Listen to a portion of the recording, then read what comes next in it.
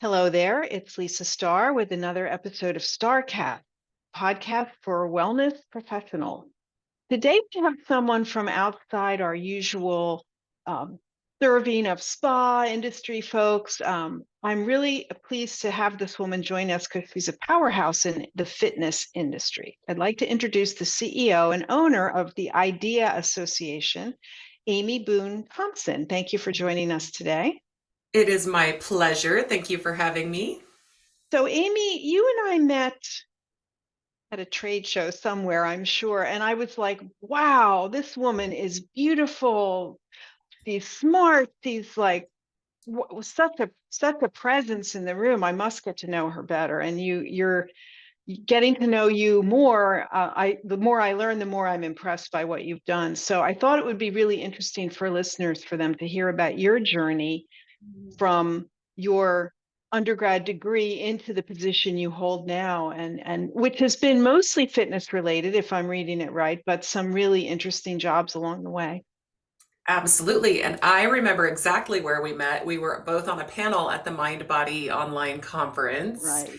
And then I just recently ran into you at the Boutique Fitness Solutions conference. And Lisa, I share the same adoration. I had immediately, I could see that you were, I'm going to just use the word baller because I'm an athlete. You were a baller in the spa industry. But also, what I loved about you is you are a networker and you're very deliberate about who you want to meet with at these events. So I was immediately in awe of that as well. Oh, thank you so much. I guess it comes from us being over the age of 25 and being That's very right. careful with our time, right? That's right. Okay, so I do have roots in wellness as well, and I'll kind of share that most of my experience has been in fitness and health, but working in the clubs in the 90s, I had exposure to wellness as well, and I'm actually a certified massage therapist, board I certified. saw that. And at Yes, one point you owned a yoga studio, right? that's So you right. you've done it all. I can't wait to hear more. Yes. Yeah, my claim to fame is that I'm an overnight success. It took 30 years to get here, and I've held every job in the fitness, nearly sports and wellness industries as well. So I'll try to keep the career path brief, but there's a lot to share. There is a lot. So you're right. I am one of 10 children. I'll start there, and That's so stunning in itself. yeah. So going to college was never an expectation of my parents. They were both Mhm. college graduates, but I was raised in a Mormon household, and I was raised to be a homemaker. I learned to sew and cook and all the domestic skills, and of course they just hoped I would have a lot of grandkids, but I was never expected to go to college. So for me, it was really about getting out of the house and no longer sharing Mhm. a bedroom and a bed, and creating my own path. I was actually a really good athlete. Most of my siblings and I were gifted athletically. And so I pursued a scholarship in basketball and volleyball. And that's how I got out of Utah. I went to a junior college in Idaho first, where I was able to play basketball, volleyball, and track and field. Wow. And from there, our team performed really well. We went to the junior college championships. I got seen, and then I ended up getting a Division I scholarship at George Mason University in Fairfax, Virginia, and that was for basketball. Um, Excellent. so I was studying. It's interesting, back then, this is in the 90s, and again, growing up in Utah and not seeing a lot of career options for women, I decided to study physical and health education. And at the time, there wasn't even an exercise kinesiology program at George Mason. So Mhm. I thought, all right, well, I'll get this teaching degree and then I can be a mom and coach basketball. And then I'll specialize in athletic training and maybe tape ankles or whatnot. So that's my major. And I ended up coincidentally also playing volleyball at George Mason when I finished my basketball eligibility. And so that path was amazing. But it put me in the strength and conditioning room and athletic training rooms a lot. And that's where I started to get exposure to fitness. Fascinating. So really, from being almost a professional athlete, kind of going backwards into, hey, these people are helping me stay on the court and feel well. I'd like to learn more about this. Yeah. Yeah, and so when I graduated at George Mason, this is where I got my massage program. So I did a year and a half of school in DC, Potomac Massage Training Institute, and I got my massage therapy certificate. So then I went back to George Mason and I was taping ankles. I was doing sports massage therapy for different teams, for my own teams, as well as some professional teams. And at the same time, I got a job as a personal trainer at the Women's Club in Chantilly. And that job is what completely changed the trajectory of my career. And what was so magical about that was just having worked with entitled and spoiled athletes. And I can say that because I was one. um, then to have the contrast of the experience where these women were so grateful, they showed up eager. They wanted to do the work. They were overcoming tremendous obstacles in their lives and or trying to achieve really big goals. And they were just so grateful. And I could tell that if I pursued a career in fitness, it was really going to make a difference for people and make impact. And that's what I wanted. So from there, I moved to San Diego and I started working at a premier health club called the Sporting Club at Aventine in La Jolla, and started training full time. And I did that for a couple of years. Amazing that you pretty quickly, as a young person, still realized that ability to touch people's lives goes way beyond the weight room or the gym. I mean, the role that fitness plays in our life in giving energy and strength and positive self-awareness and all, you saw that early on, and I love that you pursued that. Yeah, I still keep a book. I have a binder with all their stories. And when I moved, of course, they wrote kind letters to me, and I keep those because it just shows, doing what I do now and owning this large association, it reminds me of the impact one fitness professional can make. And so I keep that binder and hold it dear just because of, for all those reasons, and to keep reminding me, even though I'm not training anymore, it reminds me how important what I'm doing is. So then the next chapter of my career was the hustle. And this is when I was opening the club funny. at 5 a.m. and closing it at 10. I was working double shifts. I was taking clients whenever I could.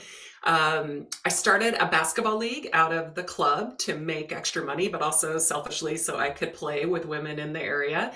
And that led to starting a semi-professional league called National Women's Basketball League that came out of that club. And we ended up competing all over the United States with women who had just graduated and were looking for an opportunity to go pro. So this is going to date me, Lisa, but the year that I moved to, the year I finished college was the year the Women's NBA was founded. And so I had an opportunity to go try out because my coach ended up being the coach of the Wizards. I said, you know what, I'm going to go try some other things, but then ended up starting a league that was feeding women into the National Women's NBA.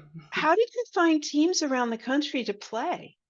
Well, so we had a San Diego team, and that was practicing out of our club, and we did tryouts and the whole thing. Women were driving from LA, even from Arizona to be on our team. Goodness. And then we, through my relationships and the co-founders' relationships, we found other people in other cities that were doing the same thing. They were competing many more years than we had, just waiting for an opportunity for professional women's basketball. So we played in Pennsylvania, we played in Oakland, we played in Las Vegas, we played in a lot of different cities, and then we held several tournaments where these ladies could get exposure and try to get drafted. How did you get funded? It was individual sponsorships. Right. Obviously I had the facility, so that was a big piece of the puzzle, but the girls, most of them had to pay for their own travel. They had to pay for of course, all their own equipment. We were not being paid to play. We were lucky if we were getting some level of endorsement. Well, that just, it signifies the love of the sport that everybody had. And, it did. You provided opportunities for them to be seen by the Women's Basketball Association. So that was Yes. really made it worthwhile, I'm sure. Yeah, it was great. So I was doing that and I was personal training, and then I saw an opportunity to step into a leadership role. And so it was, a couple years at the sporting club, and then I received an opportunity to be fitness manager. So immediately I decided to give up my client base and step into a leadership role where I was actually managing my peers. So for Mm. those of your listeners who have ever taken a leadership job in the club or the facility you work, it's difficult. It is Uh, difficult. People and you I was worked in my, next to one day and you're their boss the next yeah, day. yeah, one night you're partying with them at a club, and the next night you can't, or you Right. shouldn't. Right. So that was interesting. I was in my early 20s, and then, that fitness manager opportunity led to a general manager opportunity of the same club. So I took several different roles in that club. I had done some massage therapy at that club. I had worked, the front desk. I had been a fitness Hmm. trainer. I'd done it all. So being a GM was so gratifying, and I learned a lot in that role, but it was also the loneliest position I had ever had Really? because you're at least we were part of a chain at that point. We our club got acquired by a larger group, and so while that gave us a lot of potential teammates, you're they were new to the we were all new coming together, so I didn't have peers to really talk to yet. You have a lot of stakeholders. You have your owners, and you have your staff, and you have the Hmm. members. And there's really Hmm. these three buckets of people that are pulling and probing. And I felt a really lonely position without a lot of guidance at the time, but obviously thrived Not and a made it lot of through other, and grew. not not a lot of other female GMs in those roles either. Absolutely. Well, I at that time actually there were a few other women in the company, and as the years went on, we got to know each other better. We ran very different style of clubs. The club I was at was the flagship. It was a really high end. It had a full spa. We had a day spa. We were connected to a hotel. But the Mm. other clubs were more of a low cost, high value kind of Hmm. format, lower dues. So a lot of our challenges were very different. And, of course, the members have higher expectations and demands in a club like a Premier Club. So again, I learned a lot. It was a challenging position for me in my 20s, but part of the hustle. I was really grateful to have had that experience. Do you think that having done all those jobs in the club helped you to be a better GM of the club? Yes, 100%. 100%. And also because I had already had a relationship with the members, that really helped me in the role. I had seen other GMs come in and fail because they didn't make an effort, or they didn't already Mm. have these deep relationships. And because I had worked on the floor, most of them I had taken them through their new member orientations when they joined the club. I was down there visiting with them all the time. I loved working the floor shifts. That was one of my favorite jobs because I couldn't believe people would pay me to actually talk to people and ask them about their fitness routine. So those relationships in the club, I think, helped me in that role more than anything else. So important to think about as we progress in our careers that it's so much, and it doesn't matter your field or your role. It's about the people around you and being able to connect with those people in order to lead them and understanding what they do. And, as you said, three buckets, right? You've got the ownership, you have your staff, and you have the clients, and you have to make them all happy. So being more intimately involved with them, I would think gives you the perspective to do that. Yeah, it did. It really did. And it led me to the next opportunity because all these clubs had come together, they were creating opportunities that were going to be regional and statewide positions. So the owners of this club chain were Club One, and anyone in the state of California might know these clubs. Mhm. We grew to about 27 clubs throughout the state of Mm. California. So I was elevated to a role where I was directing all of the personal training and Pilates across all of these clubs, first the southern region and then the whole company. And so now I was back in my jam where I really thrived. And I was able to start working on scaling programs and branding programs and leading. I was another level removed from the client, though, which was also a big Mhm. challenge when you're leading through people who lead through people. It takes a different skill set. And so, again, learned a lot from that opportunity. And it took me all over the state, and I got to work in all those different facilities. That's managing a lot of people, I would think. Yeah, exactly. And it's difficult, to keep an eye on 27 locations at one time, but I'm sure you were up to the task. Yeah, yeah, it was a lot of fun. And this was back when we were just trying to digitize our systems. Everything was still paper trails, like signature cards that people signed when they came in. It was kind of the Wild West when you think about all the tech that's available now. But I chuckle, like appointment books were paper books, You know calendar. what? It's so funny you say that, Amy. I can remember in Boz when we would advertise for front desk staff that having good handwriting was a criterion. Absolutely, Because yes. we And had to read what you wrote in the appointment book. It's like, oh my gosh, we are old, aren't we? yes, so funny. I remember taking my first Excel training course, so we could move off of those cards and move into Excel. Oh, that was Wow. hilarious. So, anyway, okay, I should move forward because I'm still in my 20s at this point. Next stage was my husband and I were ready to start a family, and I didn't envision motherhood, at least the first couple of years with me traveling all over. So Hmm. I came back to work with a dear friend of mine who had started a franchise called Fit for Mom. And at the time, the classes were called Stroller Strides. And Mm. so I started working for the company before I was pregnant, got pregnant right away, being around all the pregnant women. And then I taught classes in the morning at SeaWorld, at the zoo, at Mission Bay. And then I would go home, the nanny would come over, and I would help run the business. So I became the COO of that company. We were a franchise. We Mhm. were in 3 different countries at the time and over 300 franchise units. Wow. Yeah, so that was an incredible opportunity. And again, think the experience of scaling programs came in really handy. I Hmm. learned a lot about franchising. I got to go to the big IFA conventions, get involved with the different networking groups there. And it really gave me a great deal of exposure that I hadn't had before. So, Hmm. tremendous opportunity. Yeah, you've picked up a lot of different great knowledges along the way, especially about franchising. That always comes in handy. Yeah, absolutely. So from there, we decided to move closer to grandma. I had 2 kids now. And so we left the state of California, moved to Colorado. My husband and I said, all right, whoever gets the best job first is going to work, and the other parent's going to stay home. And I happened to get the best job first, which was working for a company called Wellbridge. And here we had 25 clubs, I think, at the time across 7 states. So I Mm. was back on the road, but Mm. dad was home with the babies, so this made Right. us happy.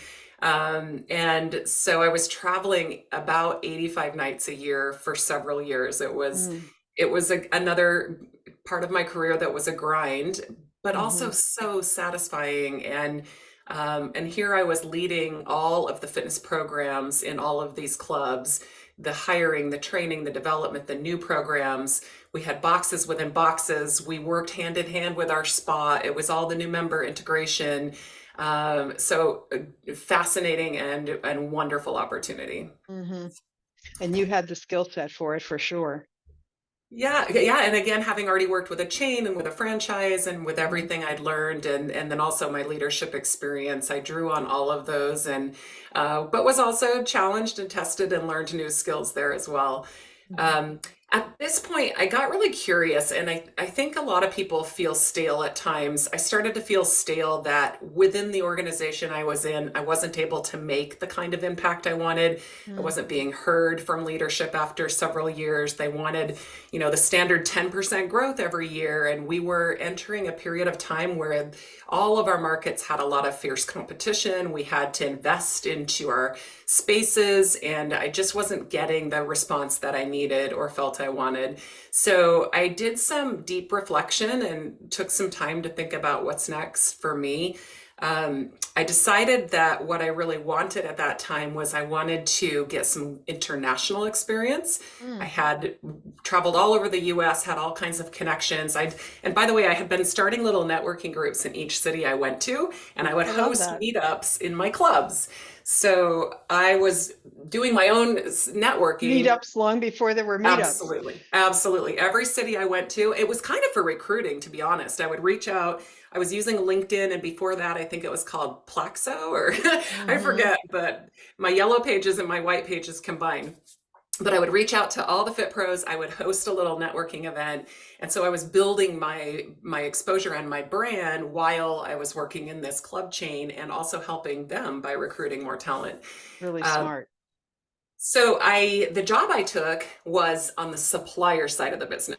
Again, Mm. something I hadn't done, but I had Hmm. worked hand in hand with for all these years. And I worked with Les Mills, who is anyone who knows Body Pump, Body Combat. Sure.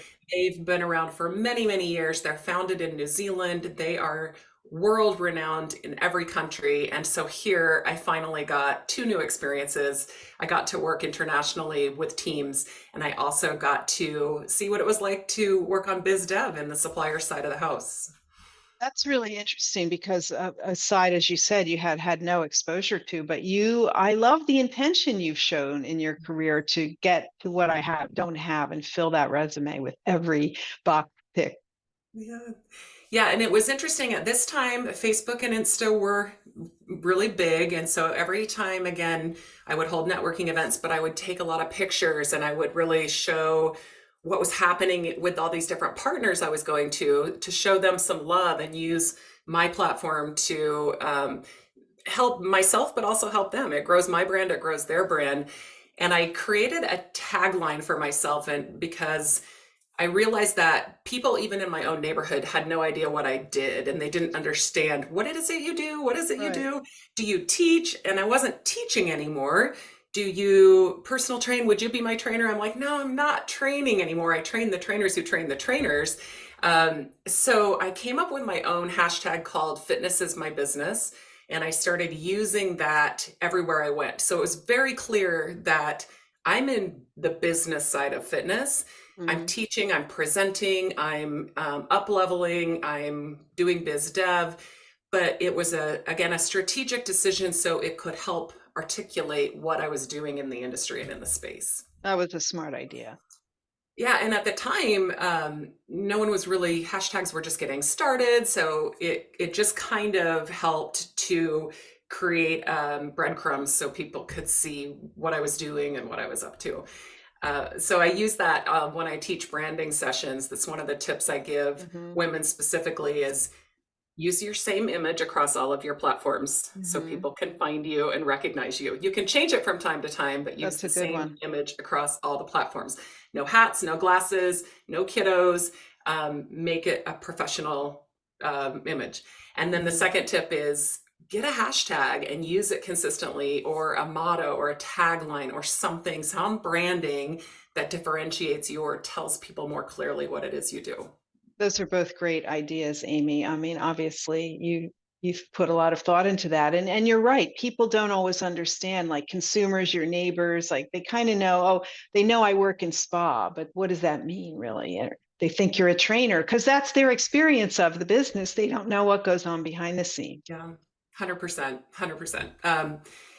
So it was when I was very, very happy working with Les Mills that a recruiter came and found me, and she told me, would you be willing to move back to California? And I was like, hell yes. We were in Colorado. It was cold. We missed the Mm. ocean. We were like, yes, I'll go back to California. And she couldn't name the brand yet, but she said, it's a large association that's in the fitness and wellness industry. So coincidentally, the group that owned Idea at the time was based in Boulder. So I interviewed in Colorado, Ah. and we were going to be leaving anyway. We really wanted to get out of Colorado. We were ready to go to a warmer climate. So we had our house on the market. We were looking at properties in Phoenix, thinking, it was a little more affordable with my rate at that time, and thinking we'd Mm-hmm. move there. And I got the call that I got the job. So then we changed all the plans. We made plans to come back to California and move the family. And it was a dream come true. I'm running the association that I had been a member of since 1997 when I first moved to San Diego, the story I just shared. I had presented with Idea for all those years. I had written for Idea's Fitness Journal for all those years.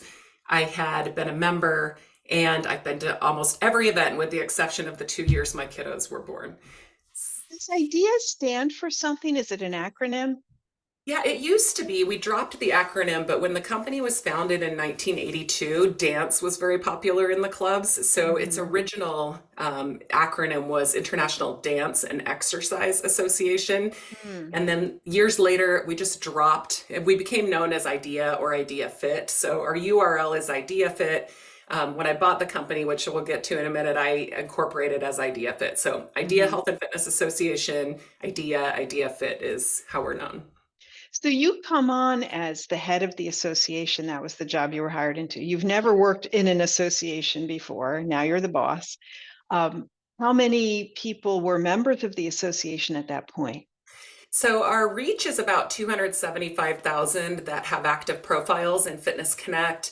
Our membership at the time was we were told about 25,000. Some of that was fluff for the sale, we later learned. Mm-hmm. But it was a very large association. And these are not just personal trainers and fitness instructors. We have health coaches, we have nutritionists, we have athletic trainers, we have PE coaches, we have strength and conditioning coaches. So we really are all allied health professionals who join our association. So this is a great thing for people who are out there in the world working on their own. It's something to be a part of, a bigger body to help sort of give you structure. That's right, and business resources. Our flagship event is called Idea World. It's a 4-day event. It brings about 10,000 Fit Pros together from 80 countries. We're providing Impressive. CCs for the fitness professionals at these events. So in our space, when you get certified, you need continuing education credits. I Mhm. think massage therapists do as well. Sure. Yeah, so that's what we provide. And we also provide an online platform with about 900 video courses.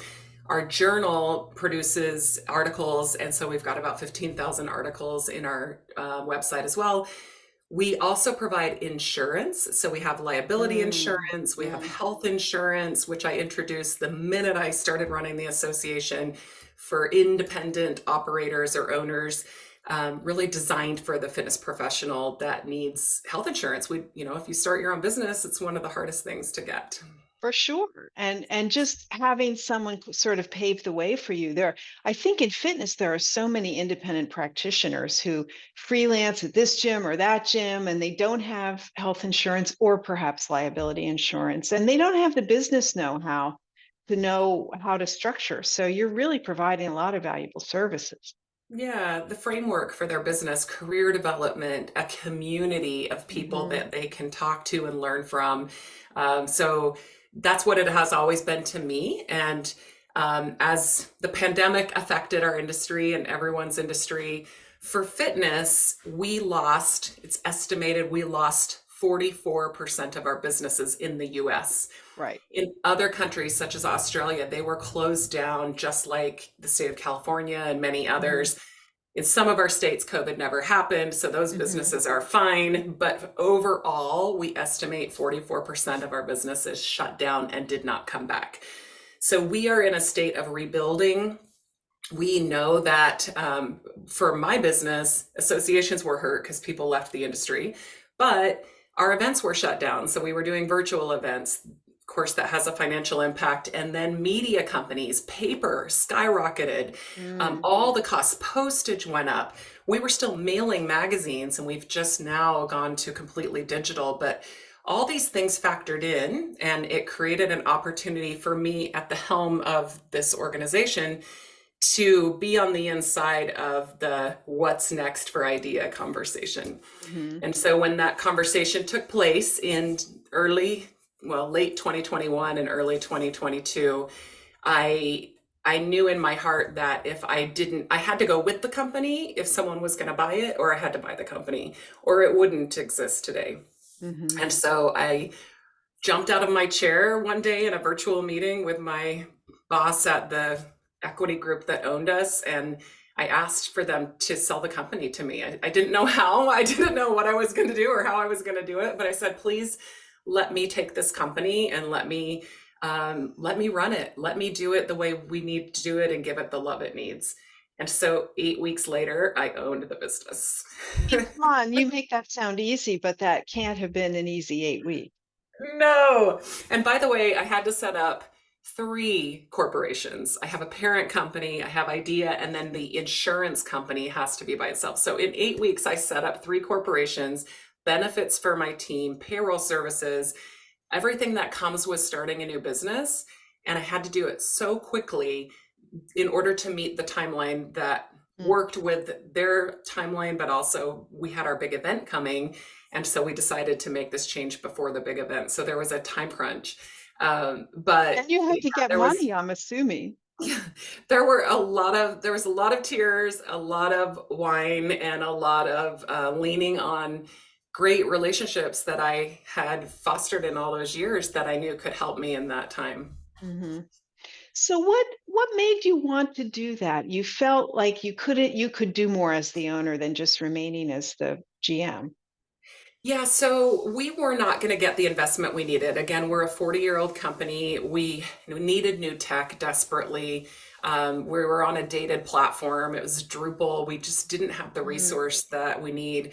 And we, in the time since I was running the company, we were actually sold to a different private equity group. So we went from one media company that had about 29 brands to another media company that had now 41 brands. And Mm. these are all consumer facing legacy magazines like Yoga Journal, Clean Eating, Better Nutrition, They're all Oxygen, great, but they have nothing to do with what you're doing. 100%.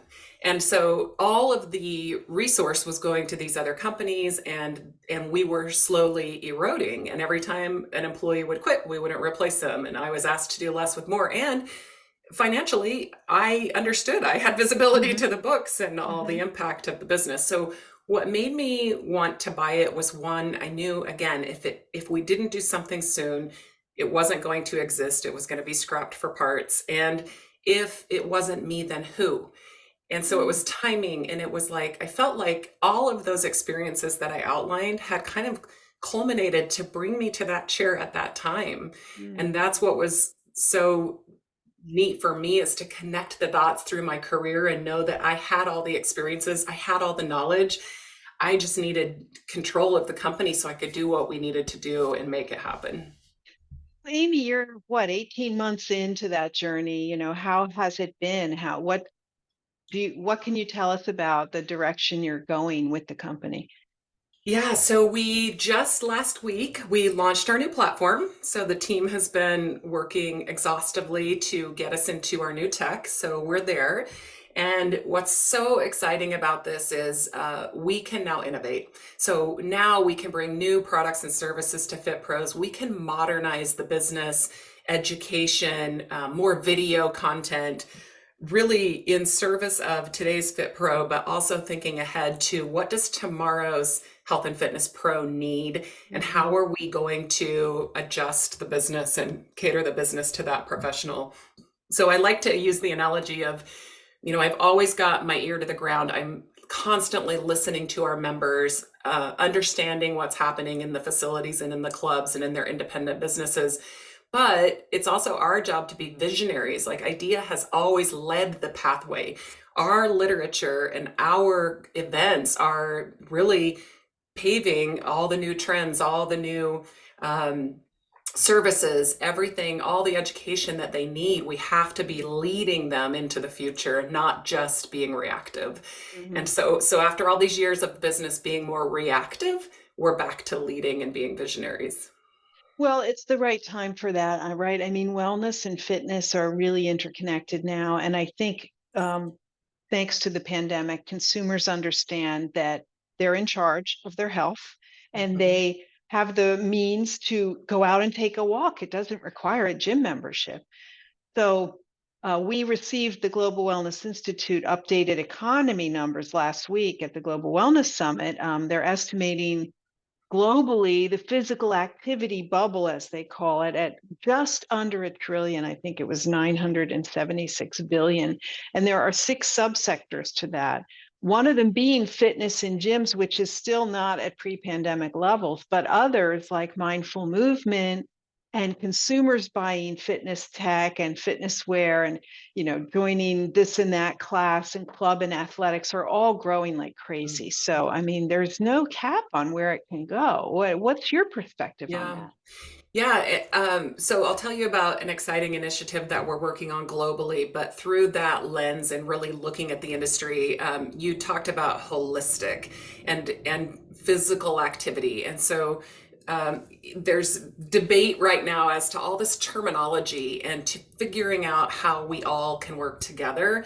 We've toyed with the words even in this interview about wellness versus fitness versus health versus strength and conditioning. And yes, those have clearly defined roles, but all of us are interested in physical activity and movement and mindfulness. And so the more that we can first just agree on terminology that we're all focused on, and really ultimately this holistic approach to health, which means that the individual takes ownership of their health more than ever before, but also as professionals that we're thinking and addressing the entire human and not just a specific piece of their existence. That's a really great approach. And I love how you put the entire human, the holistic organism that is a human, which needs physical movement as well as rest and recovery and mindfulness and all the pieces that are part of that physical activity bubble. Yeah. So if you ask, are we in wellness? Yes. Are we in health and fitness? Yes. And all of us have the same interests. So some really exciting news that happened just last year. We now have a global initiative. Associations all over the world have finally come together. And again, as a result of the pandemic, we finally said, let's stop throwing elbows and thinking that we can do this alone. Let's come together and create an association for all associations globally so we can have a seat at the table with the World Health Organization and we can create real change. Until then, World Health Organization didn't know who to look to, who to point to. Is it this a group? Is it this group? Well, no, they're only US focused. Well, no, they're only club focused. So the initiative is called World Active. And we started our manifesto and charter in 2022. We elected officers, and I was elected to lead North America. So I'm leading North America, and I'm the vice president of World Active. And so together, we are bringing together all the associations so that we can unite on specific initiatives that will really lead physical activity in the world. That is really smart because you're right, Amy, there's power in numbers, right? And when organizations, we've struggled with this on the spa side, like trying to get on the radar of these big organizations. And it's hard to do that when you're a country or even within spa and wellness. Are you a hotel spa or a day spa or a resort spa or a cruise ship spa? And they all have different needs. And, it's not representing the industry as a whole. I think this is a really great idea. Yes, and there's room for global wellness. There's room for every association that has activity as a pillar. So again, we're early in our humble beginnings, and we're all working on this initiative with full-time jobs. But we're in the process of raising money so that we can have full-time staff. We are again, we have meetings with World Health Organization to make clear initiatives for 2024. But it's really an exciting time that we're seeing unity finally, and we're seeing change. And I'm just proud that women are finally part of the conversation. And that's been a long time coming in our space. So, what can we do as spa, wellness, and holistic professionals globally to help this movement? Should people in those other professions join this World Active? Absolutely. So right now there's the way to get involved. It's not, you don't even pay membership dues at this point. We're not even that far along. We have formed working groups. And so we're working on, there's 4 different groups that focus on moving our initiatives forward, whether it's around credentialing and really up-leveling our trait and our role, or if it's this whole working with government and policymakers, we have a working group for that.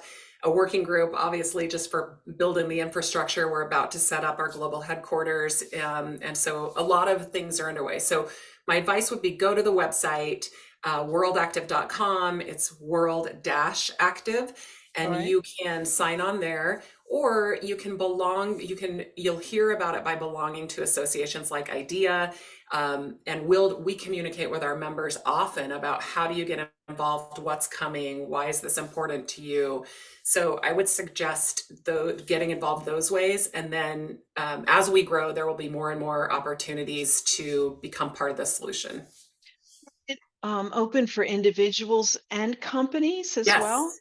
Uh-huh. Yes. So right now it's designed for, right now the associations are representing, there's not, for an independent person, there's not a clear pathway, but I do still suggest, reach out, get involved so you can at least start getting communication. And then you could also just search, remember we were talking about hashtags, just hashtag World Mhm. Active, and you can start seeing what we've already done, how we're showing up in social media and press release in the news.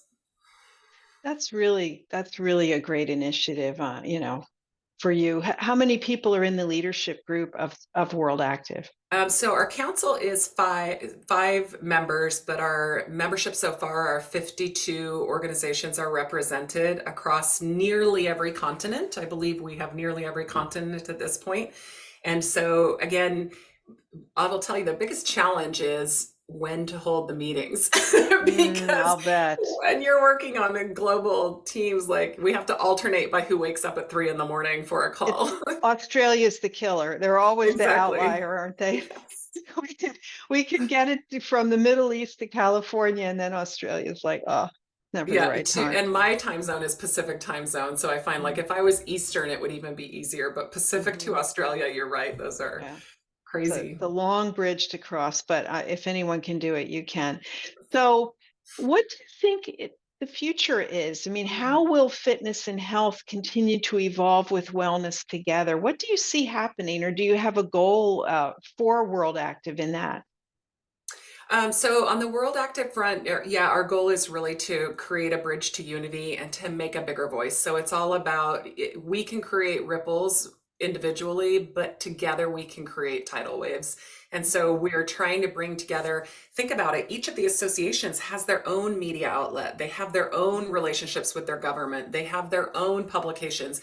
We can spread our initiatives and move them so much more quickly together than we can alone.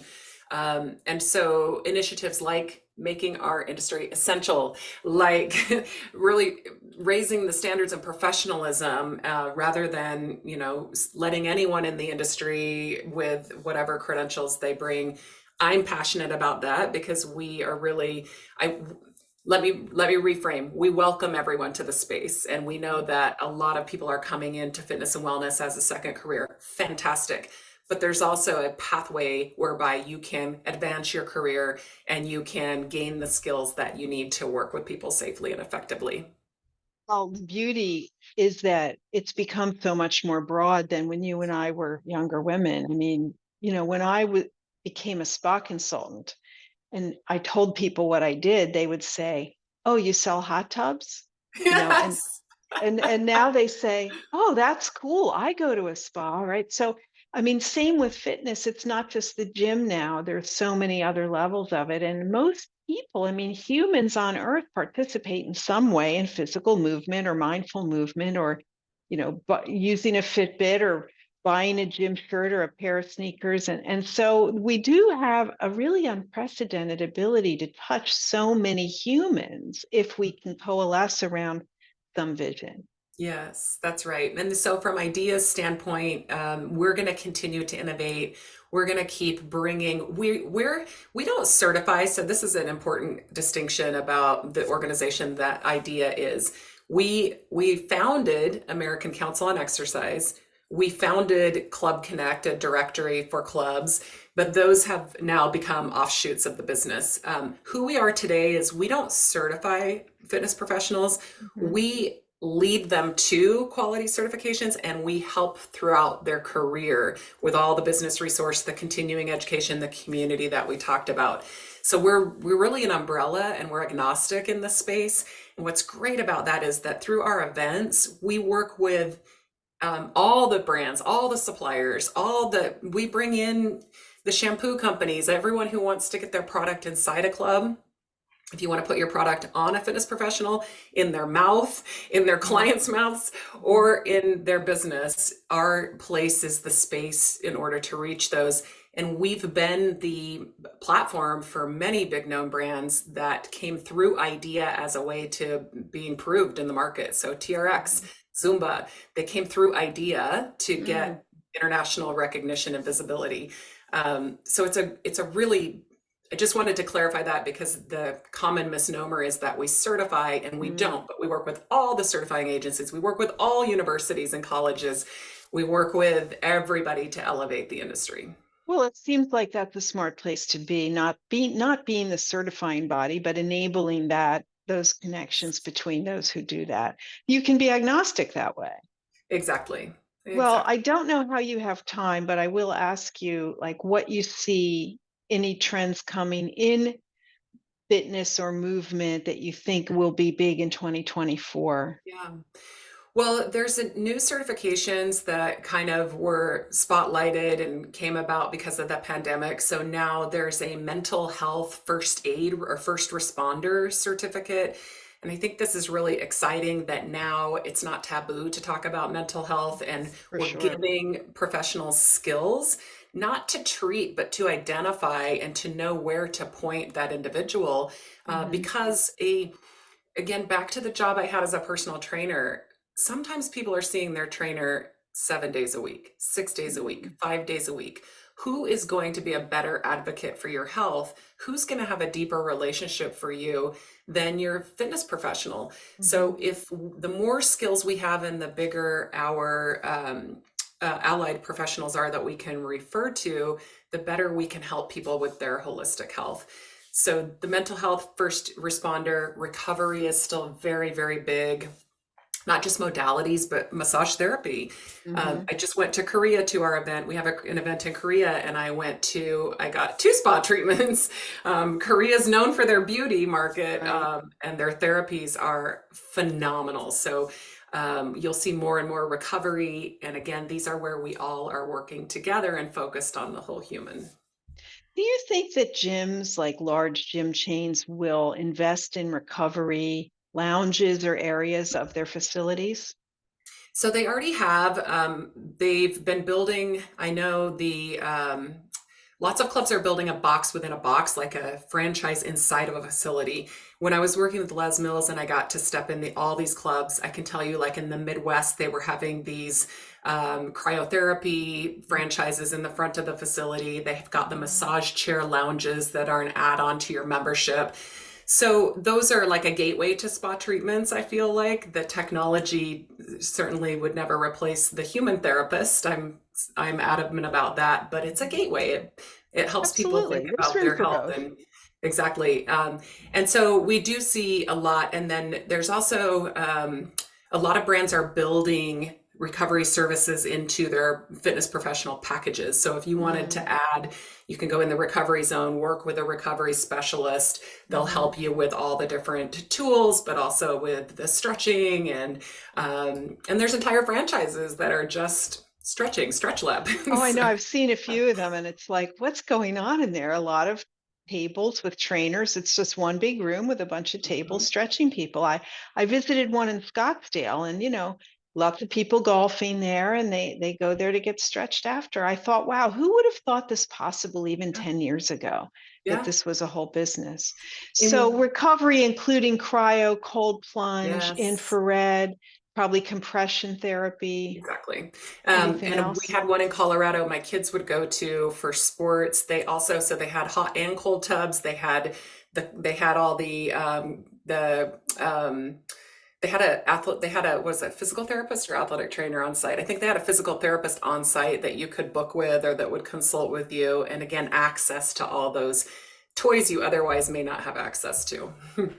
That's got to be a boost to membership in some way. Like maybe there's another tier where you pay more to have access to Yes. that. I know that they do that at Planet Fitness. They have that, whatever, the black room. I'm not clear what's in there. Um, and I was never compelled to join it, but this is really a cut above what we're talking about. Yes. Yeah. Experience in the Midwest. I know Lifetime has always Mhm. had significant add-on services. So yeah, a lot of big boxes are doing it, but the boutique experience is always going to be more catered, more specialized, probably. So you'll see exciting innovations coming in those boutiques as well. Amy, are your kids athletic as well? They must be. Yes. Yeah. My husband's a college football player, and I shared my experience. So the kids are now competing in elite sports, and we love it. If I'm not working on the business, I'm traveling with them or just watching them play. So love it. Are there any sports that you still have the time to play yourself? No, you know what? These days I do Les Mills body pump in my garage Mhm. on demand, and I love to run. We have a canyon close to our house, so I love to run the canyon. That's been my choice of workout for the last year or so. Well, that's like we said earlier, something you can just do running or walking outside Yeah, anytime. There's no fee for that. So it's great to see that you're delving into all aspects of that. And thank you again for your leadership in this movement, to really help the professionals be connected to possibilities beyond. And it can only leak through to consumers in the end. that's right. Yeah, I think it's really an exciting time for our space and really bringing us again. Unity is the theme. We need to create tidal waves. We need to really support everybody in their health journey, and we can do that better if we're all working together. Well, thank you again for joining us. Such a busy person. And I should say congratulations again on your recent winning of a Stevie Award for Women in Industry, which is across all industries in the country. It's not just fitness, it's a very big deal. It was a big nod to our industry to even be recognized in that category with all these other industries. And my kids were like, I got a bronze woman of the year, which is exciting. And my kids were like, don't worry, you only lost to Pepsi and IBM. So they were like very impressed that Yeah, mom's I'm industry pretty was impressed too. I represented. mean, that's pretty good company. Thank you for elevating the rest of us along with you, Amy. So great to chat today, It's so great visiting with you. Bye, and thank you for the opportunity. for sure.